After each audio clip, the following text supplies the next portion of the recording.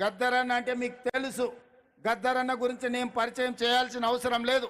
గద్దరన్న గురించి తెలియని వాళ్ళు ఈ 4 కోట్ల జనాలలో ఎవరూ లేరంటే అతిశయోక్తి కాదు. వారే కాదు, బండెనుక బండి గట్టి ఈ పాట పాడని వారు, ఈ పాట వినని వారు లేరు. బండి యాదగిరి కుటుంబాన్ని ఈరోజు తెలంగాణ రాష్ట్ర ప్రభుత్వం గౌరవించాలని నిర్ణయం తీసుకున్నది. అదేవిధంగా ఇంతకుముందే సన్మానించుకున్న అందశ్రీ గురించి నేను కొత్తగా చెప్పవలసిన అవసరం లేదు. అదేవిధంగా గోరెటి వెంకన్న, అదేవిధంగా సుద్దాల అశోక్ తేజ, అదేవిధంగా జయరాజ్, అదేవిధంగా పాశం యాదగిరి, అదేవిధంగా ఎక్క యాదగిరిరావు గారు ఈరోజు మనం నివాళులు అర్పించే అమరవీరుల స్తూపాన్ని ఎక్క యాదగిరిరావు గారే తీర్చిదిద్దిండ్రు. ఈ 9 మంది కవులను, కళాకారులను తెలంగాణ రాష్ట్ర ప్రభుత్వం గుర్తించడమే కాకుండా వారికి ఫ్యూచర్ సిటీలో 300 గజాల ఇంటి స్థలాన్ని ఇవ్వడమే కాకుండా ₹1 కోటి నగదు ఇవ్వడం ద్వారా ఒక తామర పత్రాన్ని తెలంగాణ రాష్ట్ర ప్రభుత్వం ద్వారా వారికి ఇవ్వడం, భవిష్యత్ తరాలు వాళ్ళ మనుమలు ములి మనుమనులు ఆ తామర పత్రాన్ని చూసి తెలంగాణ రాష్ట్ర ప్రభుత్వం వాళ్ళ కుటుంబ సభ్యులను గుర్తించింది.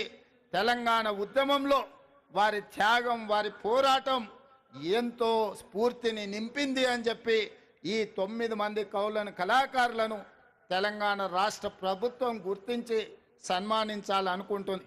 అందుకే వారికి తామర పత్రాన్ని రాష్ట్ర ప్రభుత్వం అధికారికంగా అందించడమే కాకుండా వారికి ఒక ఇంటి స్థలాన్ని, వారికి ₹1 కోటి నగదును వారికి ఇవ్వడం ద్వారా ఈ ప్రభుత్వం, ఈ 4 కోట్ల తెలంగాణ ప్రజలు మీ త్యాగాలను మరవలేదు.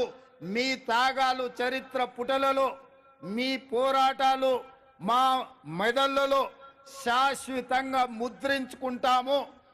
మిమ్మల్ని గుండెల్లో పెట్టి చూసుకోవడమే కాదు, 4 కోట్ల తెలంగాణ ప్రజలు, తెలంగాణ రాష్ట్ర ఆకాంక్ష ఉన్న ప్రతి వాడు మిమ్మల్ని భుజాల మీద మోస్తారు అనే ఒక సందేశాన్ని అందించడం కోసమే ఈరోజు వీళ్ళను గుర్తించడం జరిగింది.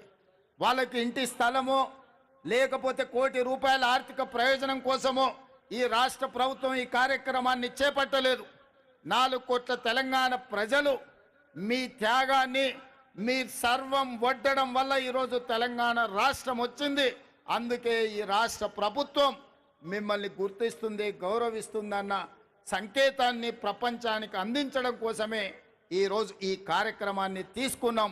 పెద్ద ఎత్తున ఇక్కడికి వచ్చేసిన వేలాది మంది చప్పట్ల ద్వారా ఈ కవులను, కళాకారులను అభినందించాల్సిందిగా మీ అందరికీ నేను విజ్ఞప్తి చేస్తున్నా. మిత్రులారా, కొద్దిమందికి బాధ ఉండొచ్చు, ఆవేదన ఉండొచ్చు, దుఃఖం ఉండొచ్చు. మా ఆలోచనలు, మా కుటుంబ గుర్తింపు, మా రాజకీయ పార్టీ మనుగడకు ఈ నిర్ణయాలు ప్రమాదకరంగా మారుతున్నాయని అనుకోవచ్చు. కానీ ఒక వ్యక్తి కోసమో, ఒక కుటుంబం కోసమో, ఒక రాజకీయ పార్టీ కోసమో తెలంగాణ రాష్ట్రం తెచ్చుకోలేదు.